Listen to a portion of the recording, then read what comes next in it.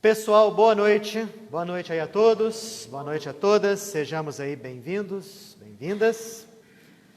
Olha aí, estudando o Livro dos Médiuns, na semana passada nós terminamos o capítulo 19, que aborda a questão do papel dos médiuns na comunicação espírita. Vimos o quão é importante o preparo do médium nesse processo de comunicação. E o capítulo 20, ele continua e meio que completa esse capítulo 19. E ele fala acerca de um fator importantíssimo no processo da comunicação, importantíssimo no intercâmbio com os benfeitores espirituais, que é o fator moral. Tanto que o capítulo 20 intitula-se Influência Moral do Médium. Enquanto que no 19 nós vimos uma parte mais técnica do processo de intercâmbio mediúnico, aqui nós vamos ver onde que entra o fator evangelho, onde entra o fator moral no processo de comunicação com os desencarnados. Assim como no capítulo anterior, o esquema é basicamente o mesmo. Nós temos aqui umas 12 perguntas com as suas respectivas respostas. Logo em seguida, alguns comentários de Allan Kardec, que nós vamos introduzindo aqui nessas respostas, para fechar com um pequeno texto de Erasto acerca do papel moral, da moral, no intercâmbio mediúnico. Bom, vamos ver aí algumas questões, conforme a do conhecimento aí de todos. Vocês podem me interromper para fazer observações, perguntas, comentários, desde que atinentes a isso aqui que a gente está a comentar. E eu até estimulo vocês a fazerem isso, já que é chato ficar só uma hora aqui falando. Isso realmente não ajuda muito. Bom, olha a pergunta de número 1. O desenvolvimento da mediunidade está em razão do desenvolvimento moral do médium? Kardec era um excelente perguntador. Então, do mesmo modo que a gente analisa as respostas, temos que analisar também as perguntas. A pergunta aqui diz o seguinte, olha, tem alguma coisa a ver o desenvolvimento da mediunidade com o desenvolvimento moral? O indivíduo, ele vai ter a sua mediunidade desenvolvida a partir do momento em que a sua moral está se desenvolvendo também. Moral, nós sabemos aqui, é a conduta da pessoa frente à vida. É o conhecimento que a pessoa tem do certo, do errado, do bem e do mal, e que se exterioriza através das suas palavras, dos seus pensamentos, das suas atitudes. A pergunta aqui é essa. Quer dizer que quanto mais o indivíduo se desenvolve sob o ponto de vista moral, mais a sua mediunidade se desenvolve? Essa é a pergunta. A princípio, parece que sim, né? Mas a resposta é o contrário. Não. A faculdade mediúnica propriamente dita relaciona-se com o organismo, radica-se com o organismo. É independente do lado moral. Não ocorre o mesmo com o seu uso, que pode ser mais ou menos bom segundo as qualidades do médium. Então, mediunidade, por si só, é algo que está profundamente ligado à questão orgânica da pessoa, à questão física mesmo. É o que os benfeitores da codificação nos passaram. E quando nós estudamos a questão da pineal, da epífise, que é considerada nos dias de hoje como sendo a glândula da mediunidade, e existem muitos artigos, comentários, textos, inclusive de alto valor científico, que fala a respeito da pineal, nós passamos a entender o que os espíritos queriam dizer nessa época aqui, lá nos recuados anos, lá do século XIX, acerca dessa relação da mediunidade com o organismo. O próprio Livro dos Médiuns, na parte da mediunidade entre os animais, dos animais, fala que o que diferencia o indivíduo do outro é meio que uma capacidade maior de expansão do seu corpo perispiritual, uma espécie de repulsão dele com relação ao seu corpo físico. Então nós vimos aí que existe algo profundamente orgânico no que diz respeito às faculdades mediúnicas. Então, com base nisso, um indivíduo com um nível de moral duvidoso, ele pode ser, do ponto de vista da execução da sua faculdade mediúnica, um médium com alto nível de execução. Ou um indivíduo com um nível moral excelente também pode ser um médium com alto nível de execução. Agora, o uso da faculdade mediúnica, aí sim, o uso depende muito, e como depende das qualidades do médium. Então, existem pessoas ruins, mas que são médiuns. E outros indivíduos dotados de uma grande bondade, de uma grande elevação moral e que não tem nenhuma mediunidade, pelo menos ostensiva não tem. Portanto, não guarda nenhuma relação com o desenvolvimento moral da pessoa. Olha só a pergunta de número 2. Sempre foi dito que a mediunidade é um dom, uma graça, um favor. Por que, pois, não é o privilégio dos homens de bem? E por que se vêem pessoas indignas que delas são dotadas no mais alto grau e que dela fazem mau uso? Tenho certeza que, às vezes, esse tipo de coisa pode passar pela nossa cabeça. Nossa, a mediunidade é uma coisa tão interessante, tão bonita, né? A pessoa entra em contato com o plano espiritual. A pessoa tem a condição de ser a ponte de intercâmbio entre as grandes inteligências desencarnadas e as pessoas encarnadas aqui. Por que, então, a mediunidade não é dada somente às pessoas boas? Somente aquelas pessoas que sabem que dela vão fazer bom uso? É uma questão que, vez ou outra, pode vir na cabeça de muitos. E olha que resposta interessante que os Espíritos nos deram aqui. Todas as capacidades são favores dos quais se devem render graças a Deus, porque há homens que delas são privados. Poderias também perguntar por que Deus concede uma boa visão aos malfeitores, destreza aos gatunos, eloquência para aqueles que dela se servem para dizerem más coisas. E é verdade, né? Vocês já pensaram se o dom da fala, o simples dom de falar, fosse concedido somente àquelas pessoas que fizessem bom uso da palavra? Podemos ter certeza, 90% da humanidade seria muda, 90%, fácil. A mesma coisa com relação à visão. Somente seria concedida a visão àqueles indivíduos que fizessem bom uso da... 90% da humanidade reencarnaria cego. E na verdade não é assim, né? Nós observamos pessoas vigorosas sob o ponto de vista da saúde e fazem um péssimo uso do corpo. Pessoas que têm o dom da palavra, da eloquência, o magnetismo do convencimento e fazem mau uso daquilo lá. Indivíduos que têm o dom de escrever, que são escritores natos, e no entanto utilizam aquela capacidade para fins maléficos. A mesma coisa com relação à mediunidade.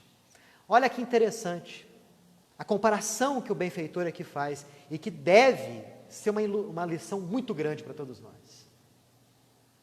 A capacidade de falar, a capacidade de ouvir, de enxergar, de escrever, o corpo em si como um todo, todos nós devemos render graças a Deus pelas capacidades que nós temos. Porque existem indivíduos que são privados disso. E porque essas capacidades, quando bem utilizadas, nos conduzem a uma elevação espiritual. E a mediunidade está justamente no mesmo nível, quase. Porque ele faz aqui essa comparação. Ocorre o mesmo com a mediunidade. Pessoas indignas dela são dotadas porque têm mais necessidade do que os outros para se melhorarem. Olha que lógica, né? O sujeito tem mais necessidade. Então o alto concede a faculdade mediúnica a fim de que ele, em usando a capacidade mediúnica, cresça espiritualmente. Por conta disso que se fala. Normalmente, o médium é um indivíduo falido. Veio de um passado de falências no terreno moral. E ele vem na condição de médium agora, a fim de que, com aquela faculdade mediúnica, ele possa crescer, ele, espiritualmente, ao mesmo tempo em que ele auxilia, ajuda as pessoas que estão ao redor dele. Por isso que foi-lhe concedida a faculdade mediúnica. Pessoas indignas dela são dotadas porque têm mais necessidade do que os outros para se melhorarem. Pensa que Deus recusa os meios de salvação aos culpados? Multiplica-os sob seus passos. Lhes coloca nas mãos, e a eles cabe disso se aproveitarem. Portanto, quanto maior o mau uso que o indivíduo faz da sua capacidade mediúnica, maior o seu grau de responsabilidade. Quando nós observamos médiuns que faliram tremendamente no exercício da sua faculdade mediúnica, deve se lamentar e muito.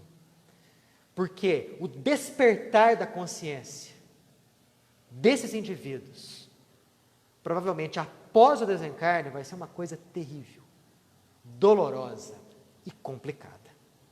É um dom, é uma capacidade que foi concedida não para que o indivíduo se vanglorie dela, mas sim para que o indivíduo ele possa crescer moralmente, crescer espiritualmente. Até aqui alguém quer fazer algum comentário? Fala. Daniel, como é essa diferenciação entre um dom, que é uma capacidade que é dada para um certo objetivo, e uma conquista do espírito? Vocês precisam, por exemplo, de escrever. A pessoa escreve bem, mas pode ter desenvolvido essa capacidade. Exato. Não perderia uma vida de Perfeito, excelente comentário. Como diferenciar quando é realmente algo que é oferecido para a pessoa, daquele algo que é conquistado, né, com o tempo, com as diversas encarnações. Com a mediunidade acontece algo interessante. A mediunidade é uma sensibilidade maior. É uma capacidade que o indivíduo tem de alcançar a realidade espiritual, de ser por ela sensibilizado e com isso passar aquilo que ele recebeu, aquela informação, para os outros. Pois bem, essa sensibilidade, ela pode ser desses dois modos que você falou. Ela pode ser uma sensibilidade dada, ofertada para aquela pessoa, ou pode ser uma conquista natural do seu próprio processo evolutivo. E aí, eu te respondo a pergunta sob o ponto de vista da mediunidade. O indivíduo cujo dom mediúnico lhe foi concedido para ele corrigir o passado, normalmente a mediunidade ela eclode nesse indivíduo, causando perturbações, dificuldades, sofrimento. Normalmente. Por quê? Como o indivíduo tem mais sensibilidade, ele tem um maior acesso, inclusive, ao seu próprio teor de conquistas e de erros do passado. E se ele errou muito no passado, muito provavelmente, ele guarda bastante inimigos na parte invisível. E daí, é muito comum o indivíduo que tem as suas faculdades mediúnicas no início, eclodindo, ser um obsediado. Agora, o indivíduo cujo dom mediúnico é fruto natural do seu desenvolvimento espiritual, a mediunidade eclode ali facilmente, tranquilamente, sem nenhum tipo de abalo, sem nenhum tipo de problema. Indivíduos portadores de um nível espiritual elevado, eles apresentam dons mediúnicos naturais que extrapolam e vazam desse indivíduo com uma facilidade tremenda. Já aqueles que estão num processo de resgate, de purificação, eles têm que passar por todo um processo complicado, difícil, de autoeducação espiritual. Para que através dessa autoeducação ele possa se equilibrar. É como se ele fosse uma porta, uma janela sempre aberta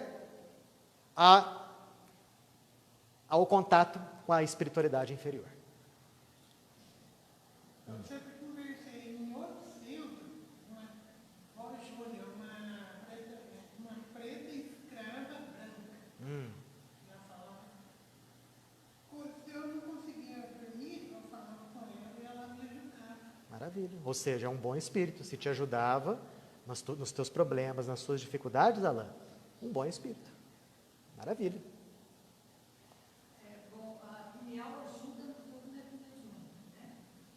É verdadeiro o exercício da pineal, os exercícios do desenvolvimento mediúnico, e ela ajudaria no desenvolvimento mediúnico? O que acontece é o seguinte, eu vou ser sincero, eu não tenho conhecimentos tais para explicar a questão dos exercícios para o desenvolvimento da pineal.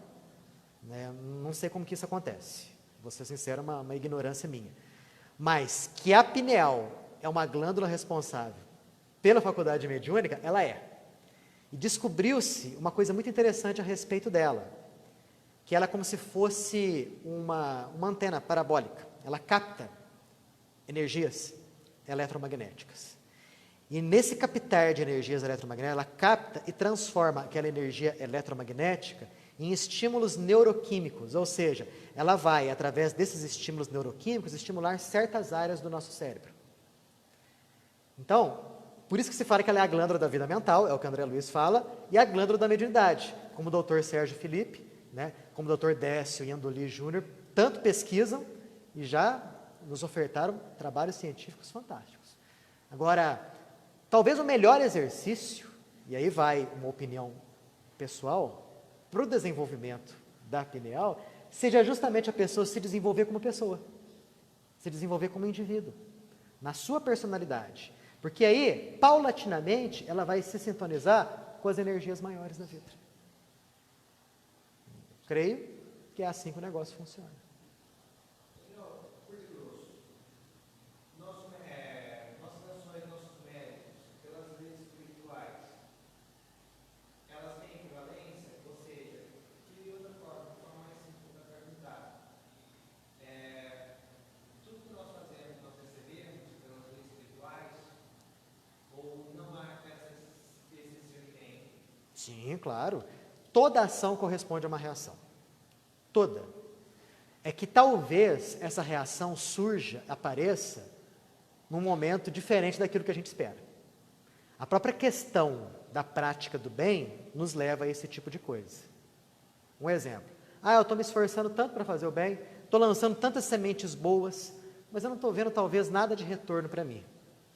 Estou me esforçando tanto. É porque existe um espaço de tempo entre você lançar uma semente e colher o fruto resultante daquela semente. Mas toda e qualquer ação nossa no campo do bem recebe do universo uma resposta condizente e adequada. E o oposto também acontece. Toda e qualquer ação nossa no campo do mal, do desequilíbrio, automaticamente nós nos responsabilizamos perante a vida.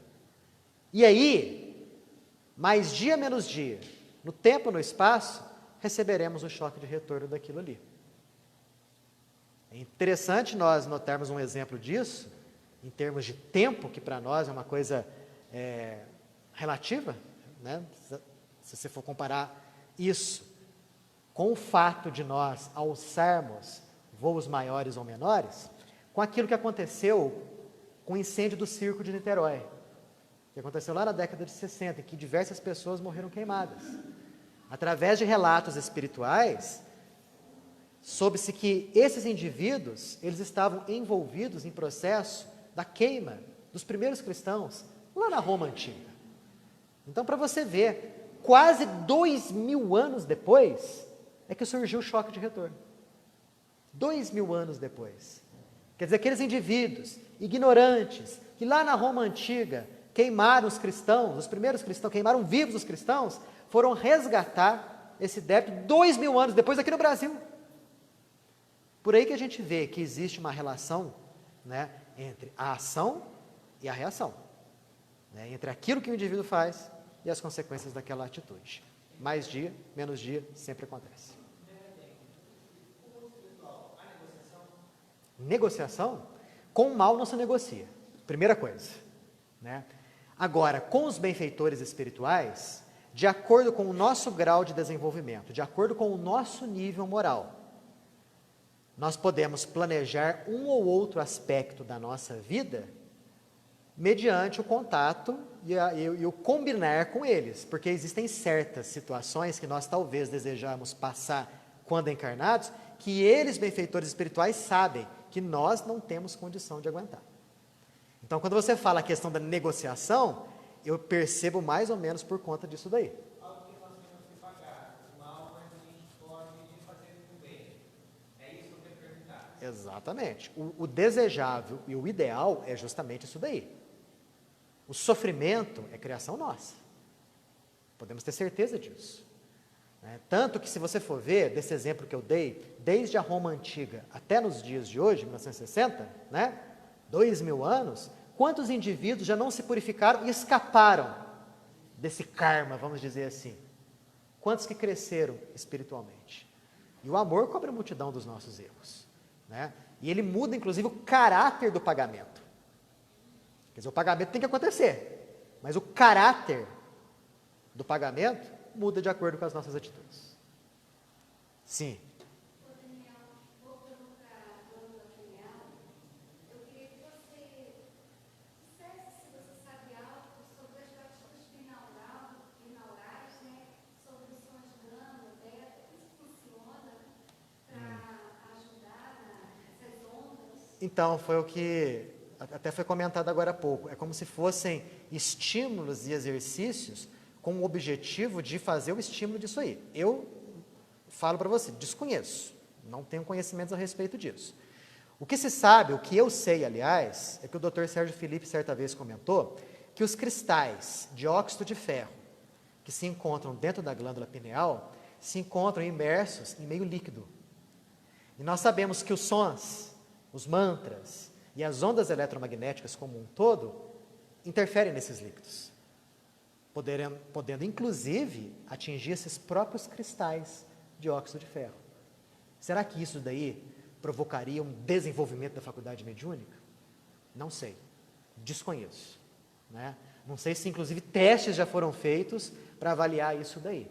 Aí entra por um lado bem laboratorial, bem científico, um campo até interessante de pesquisa.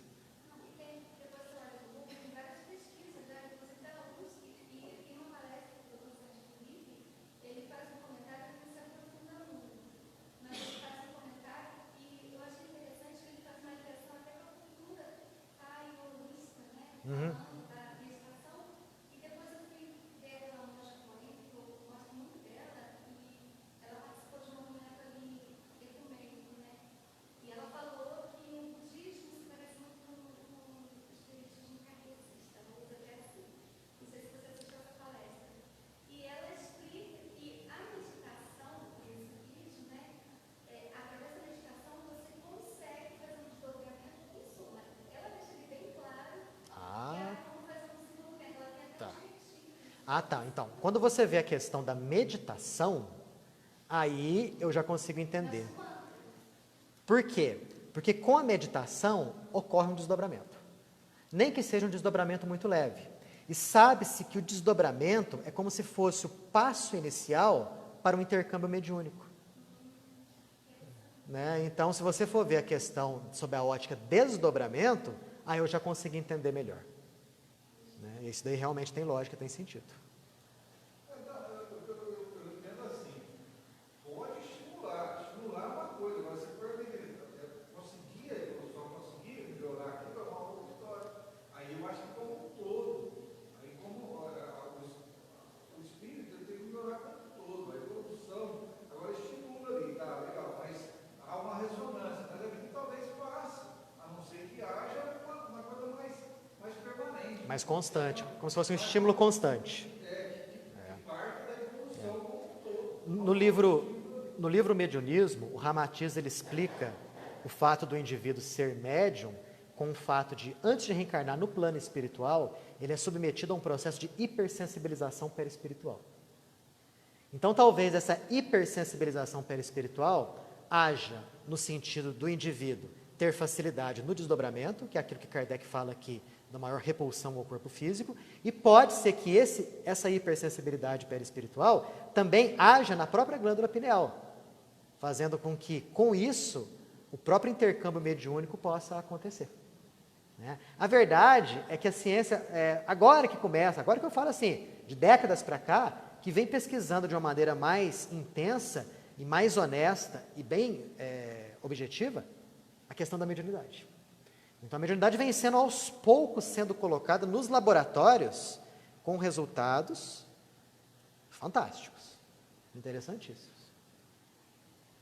Sobre a questão da glândula pineal, os cristais de apatita, o Dr. Sérgio Felipe, ele colocou nos estudos dele que o médio ostensivo é aquele que possui uma quantidade maior, de acordo com as autópsias que ele fez, das pessoas que tinham mediunidade e permitiam o estudo quando desencarnaram. Então foram feitas algumas autópsias das pessoas que detinham a mediunidade ostensiva, e ele detectou que as pessoas normais não tinham uma grande quantidade de cristais cristais de apatita dentro da glândula pineal.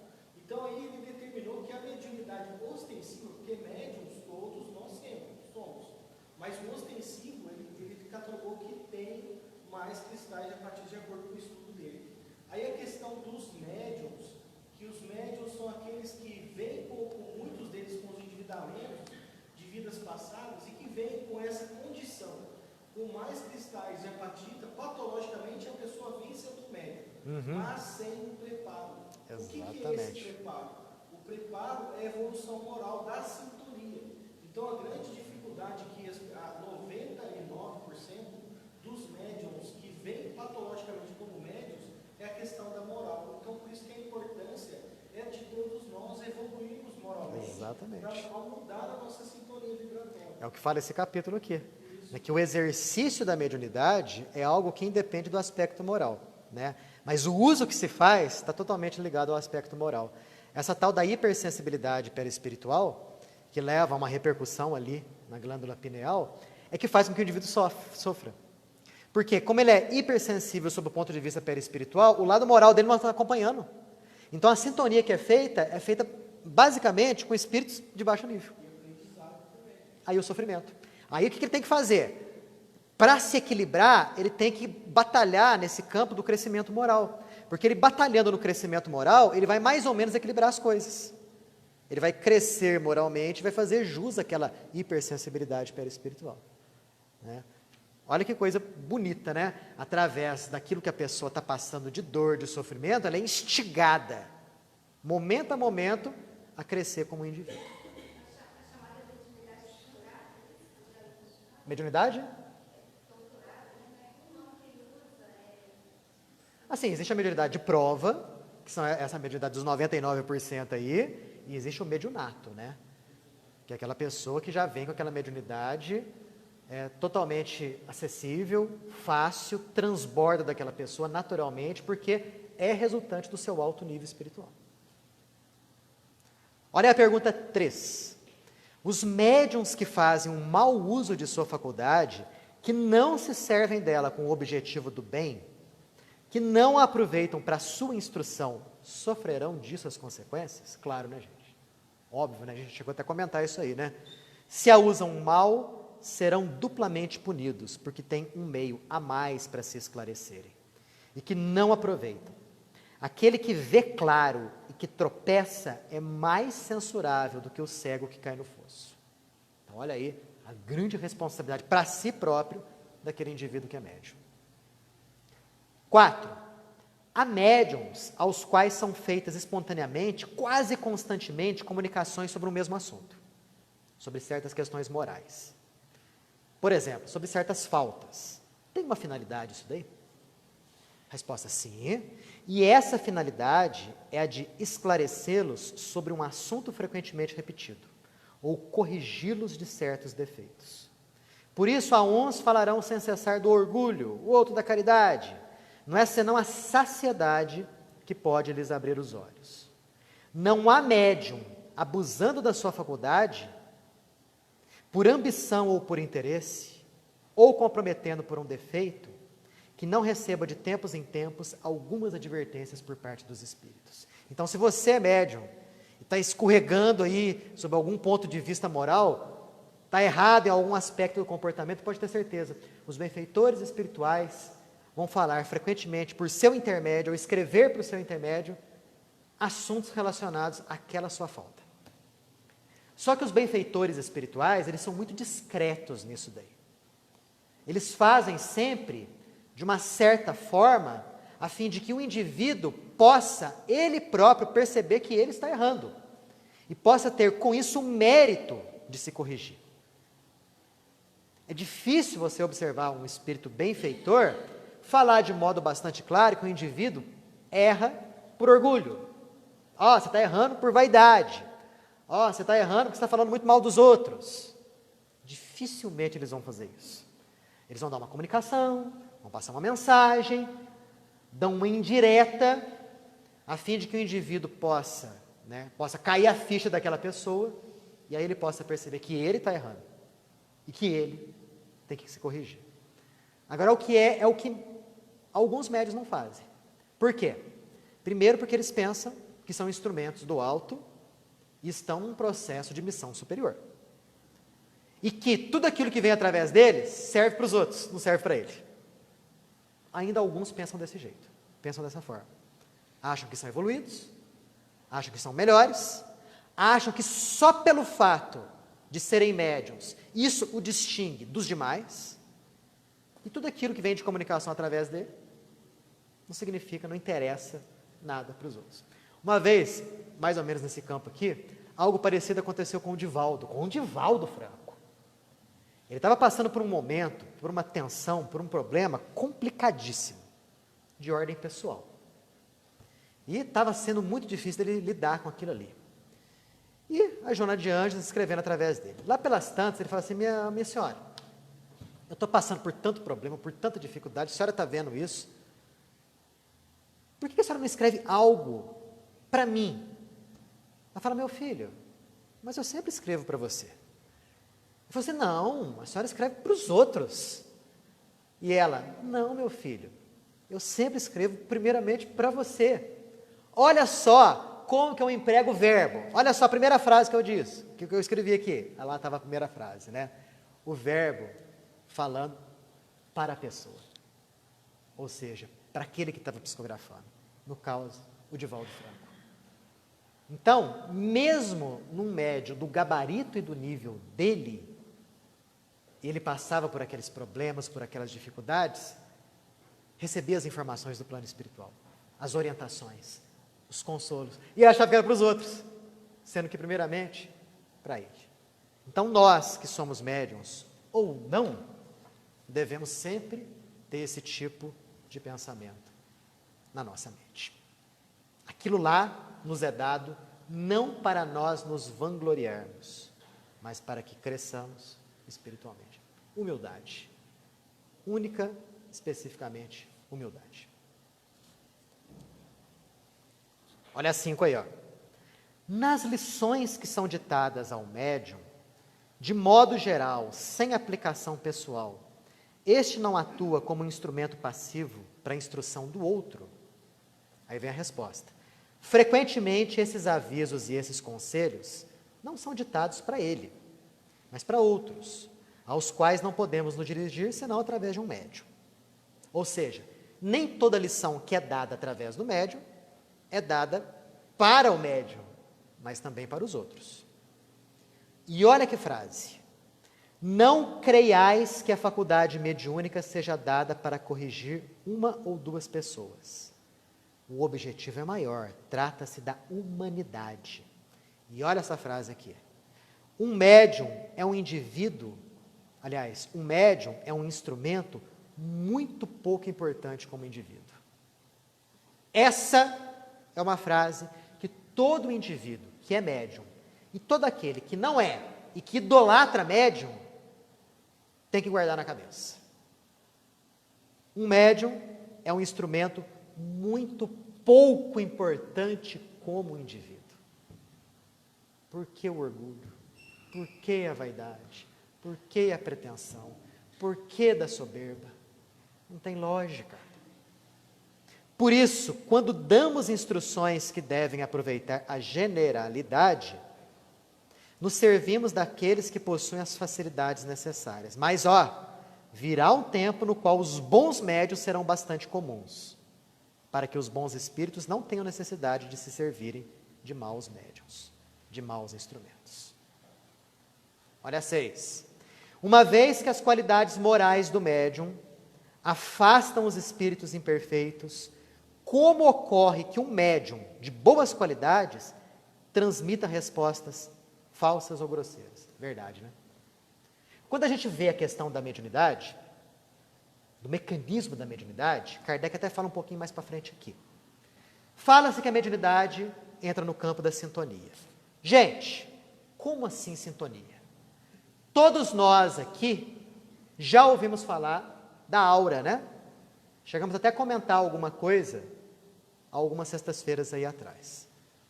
Que é uma camada de energia, né, que circula aí o nosso corpo, que está ao nosso redor. Que tem um formato de um ovo, né? Daí muitos falarem ovo áurico. Kardec nos fala, nas obras básicas, que o perispírito, ele não está encerrado no nosso corpo, fechado, mas ele transborda, vamos dizer assim, do nosso corpo. E fala mais, que o perispírito é o princípio de todas as manifestações mediúnicas. Ou seja, sem o perispírito não há mediunidade. André Luiz nos fala que a aura, que nada mais é do que essa porção do perispírito que está extravasando, que a aura é a plataforma inicial do contato dos desencarnados com o médium. Agora, nós sabemos que a aura, que nada mais é do que uma extensão do perispírito, tem a sua densidade e tem a sua coloração. E que essa densidade e essa coloração, aí que entra o aspecto moral, pessoal, estão em relação direta com o desenvolvimento moral da pessoa, com o desenvolvimento moral do indivíduo. Ou seja, quanto mais elevado moralmente a pessoa, quanto mais espiritualizada a pessoa é, quanto mais caridosa, quanto mais desapego, quanto mais tendência e propensão a perdoar, enfim, quanto melhor como pessoa o indivíduo for, mais a sua aura terá menor densidade, será mais leve, vamos dizer assim, mais brilhante e mais expansível. E o contrário também é verdadeiro. Quanto pior o indivíduo, quanto mais apegado aos bens materiais, quanto mais orgulhoso, vaidoso, né? Quanto pior for a pessoa, mais essa aura ganha densidade e escuridão. Dela, o planeta, nada mais é do que a somatória dos habitantes desse planeta. Imaginemos como deve ser a aura do planeta Terra, sob a ótica dos benfeitores espirituais. Escura, densa, com alguns pequenos pontos de claridade, por conta da humanidade que aqui habita. Agora peguemos a aura que exuda, né, de um planeta do nível de Júpiter, por exemplo, cuja humanidade é muito mais avançada do que a nossa humanidade aqui. Com certeza, límpida, translúcida, benfazeja, tudo aquilo de bom, né? Então, quando a gente vê isso daí, a gente percebe que essas qualidades dizem profundo respeito ao intercâmbio mediúnico. Só um outro exemplo aqui que acabou de me vir à cabeça. É de segunda mão, não sei se é verdade, mas também tem a sua lógica. Dizem que certa vez, alguns cientistas foram com equipamentos pesquisar o tamanho da aura do Chico Xavier. Segundo esses pesquisadores, passava de 10 metros a aura dele. Enquanto que a nossa, 2 centímetros. 2 metros não, centímetros. Por aí a gente percebe a diferença que há entre aquele que tem um nível evolutivo muito grande, daqueles que estão ainda lá no início das coisas. Pois bem, sintonia. É o que está sendo dito aqui. Os bons espíritos, a fim de que possam ter facilidade em passar as boas comunicações, as boas instruções, eles têm que se sintonizar com médiuns cujas energias são parecidas com as deles. Aliás, no intercâmbio mediúnico, meio que acontece o seguinte, é como se os benfeitores eles descessem um pouco o seu nível de vibração e o médium subisse um pouco o seu nível de vibração, a fim de que houvesse o quê? Uma certa sintonia ali. Então, um bom médium, que é aquele médium bom sob o ponto de vista moral, não é só sob o ponto de vista da execução material, não, sob o ponto de vista moral, vai ter facilidade de sintonia com os bons espíritos, é questão de física, simples questão de física. São energias ali, são ondas ali que se sintonizam. Por isso que os benfeitores espirituais têm dificuldade em trazerem as suas boas comunicações através de um médium cujas vibrações são densas. Porque é complicado. É como se eles tivessem que passar a mensagem através de um meio desfavorável, em que aquela comunicação sai truncada, distorcida, sem a originalidade da fonte. Eles podem, mesmo assim, passar alguma coisa, vencer essa resistência? Eles podem, mas com sacrifício, com dificuldade, e o resultado nem sempre é bom. Daí a importância do crescimento do indivíduo como pessoa, que aí sim, ele vai ter condições de sintonia com os espíritos evoluídos. Por que que o Adolfo Bezerra de Menezes se comunica através do Divaldo Franco? E não se comunica com tanta facilidade através de outros médiuns por aí? Sintonia. Simples questão de sintonia.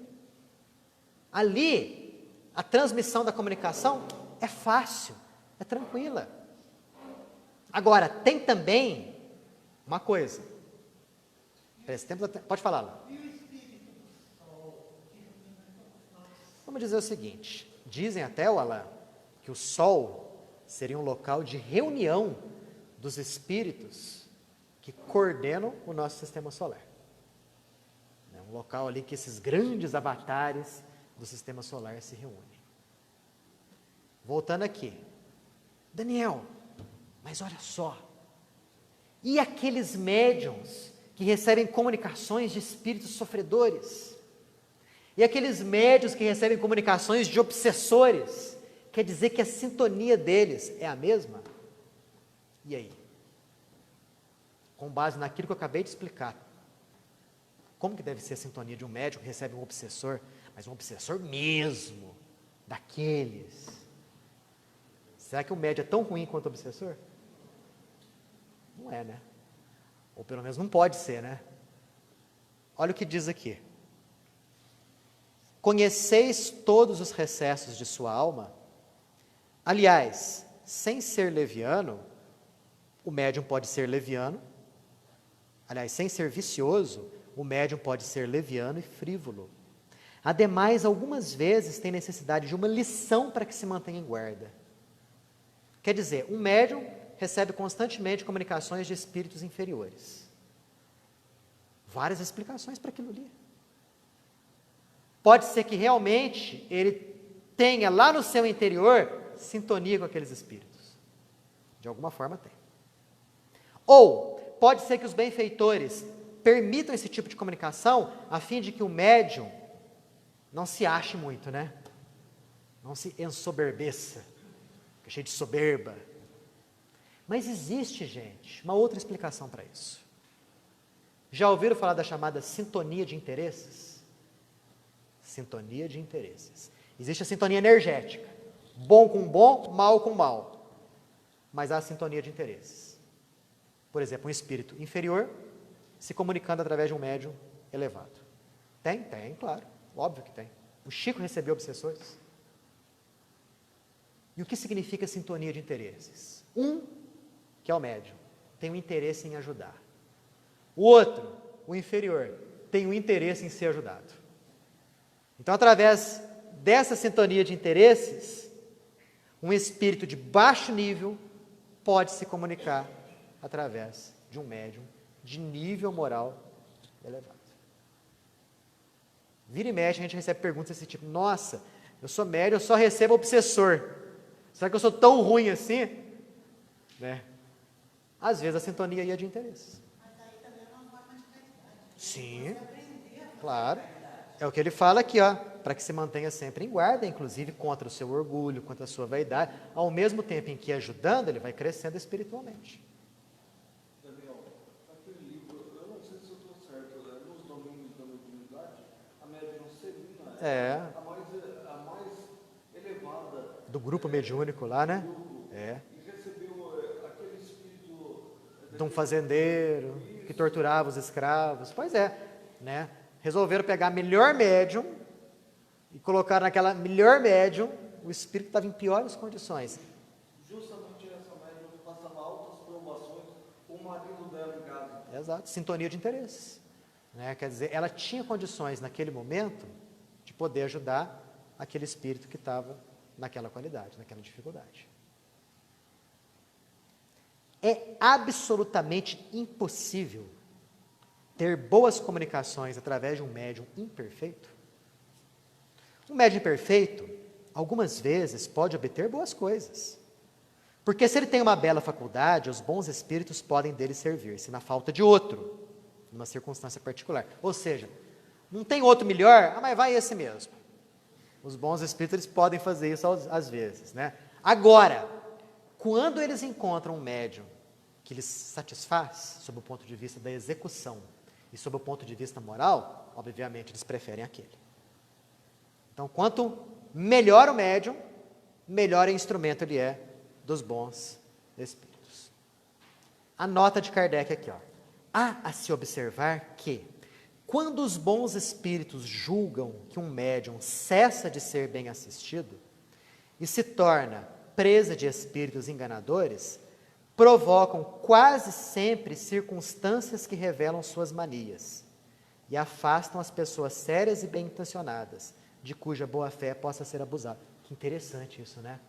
Quer dizer, quando um médium começa a se perder e começa a ter sintonia com os espíritos inferiores, só os bons espíritos dão jeito de que os membros daquele grupo percebam que aquele médium está se desviando, a fim de que aquele médium possa ser, de alguma forma, afastado. 9. Qual seria o médium que se poderia chamar de perfeito? Eu tenho certeza, muitos se consideram perfeitos, mas qual se poderia chamar? Só Jesus Cristo. Você falou muito bem, ela. Maravilha, matou. Porque olha aqui a resposta. Perfeito. Bem sabeis que a perfeição não está sobre a terra. Só o Cristo nela. Só Jesus. De outro modo, não estaríeis nela. Dizei, pois, bom médium, e isso já é muito, porque são muito raros. Os bons médiums são muito raros. Os perfeitos aqui não existem. O médium perfeito seria aquele ao qual os maus espíritos não tivessem jamais ousado fazer uma tentativa para enganá-lo. Qual que é o melhor médium aqui na Terra, gente? É aquele que foi enganado o menos frequentemente. Quer dizer, o sujeito é bom médium? É porque foi enganado pouco pelos espíritos inferiores. Esse é o caminho que nós temos de seguir. Se você é médium, você está almejando a perfeição, muito bem, mas almeje com os pés no chão. Esforce-se de início para ser um bom médium. E sabe o que é ser um bom médium? Olha só o que é ser um bom médium. Primeiro, uma facilidade de execução muito grande para permitir aos espíritos se comunicarem livremente e sem entraves. Isto posto, o que mais importa considerar é a natureza dos espíritos que os assistem, habitualmente. E para isso não é ao nome que devemos nos referir, mas à linguagem. Ele não deve perder jamais de vista que as simpatias que ele granjear entre os bons espíritos estarão em razão do que fará para afastar os maus. Que frase! Quer dizer, se eu desejo a simpatia, a sintonia com os bons espíritos, eu tenho que me esforçar para afastar-me dos maus. Não há outro caminho. Então, por aí a gente percebe que não existe preferência sob o ponto de vista da escolha. Eu prefiro você. Você eu já não prefiro. Não é isso, não. Os bons espíritos gostam, preferem e investem o seu tempo naquele médium que se esforça para melhorar espiritualmente. Simplesmente isso daí. Persuadido de que sua faculdade é um dom que lhe é concedido para o bem, nunca procura dela se prevalecer, nem dela se faz qualquer mérito.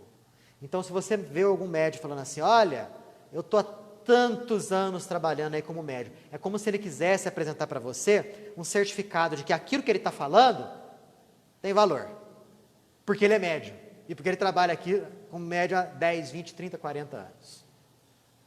Não usar a mediunidade para qualquer tipo de mérito próprio.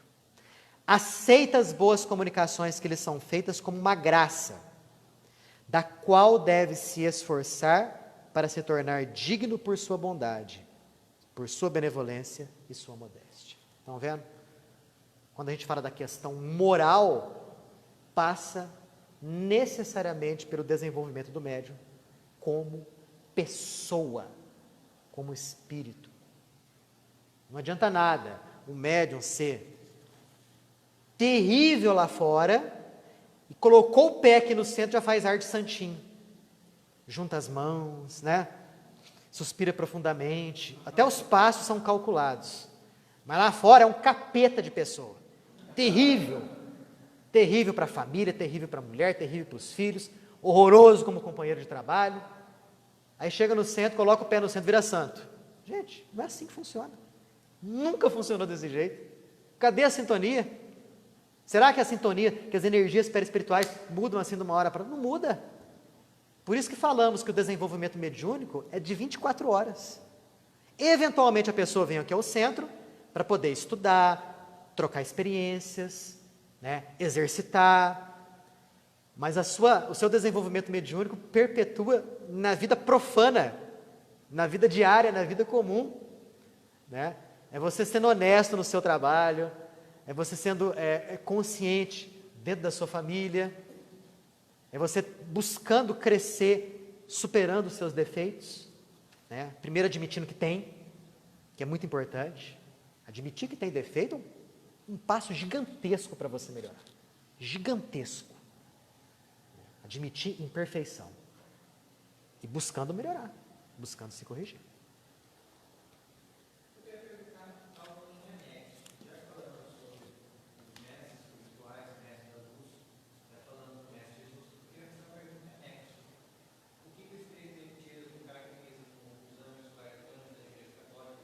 Uhum.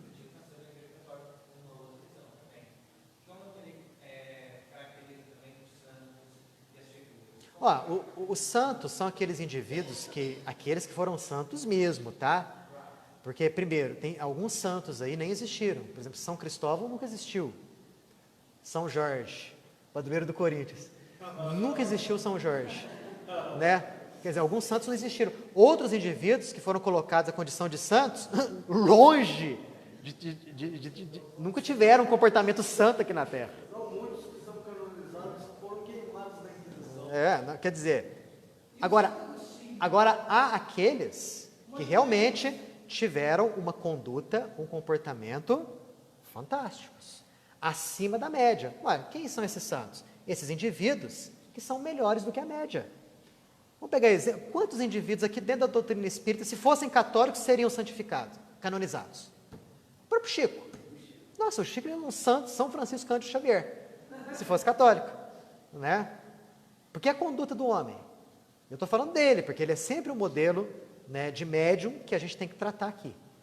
Mas vários e vários outros, dentro do movimento espírita, umbandista, evangélico, católico. Então, o que são os santos? São aqueles que se esforçaram por melhorar e tiveram uma conduta, um padrão de conduta superior à média.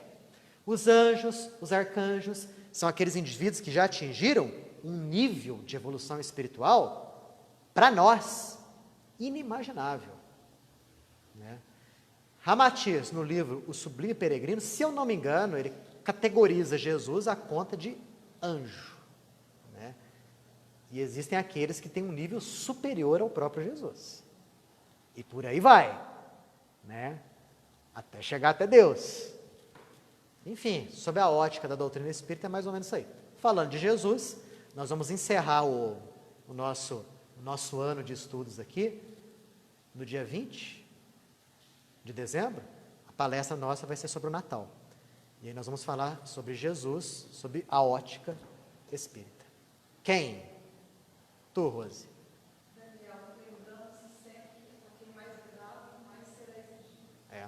A exigência é grande para aquele que mais sabe.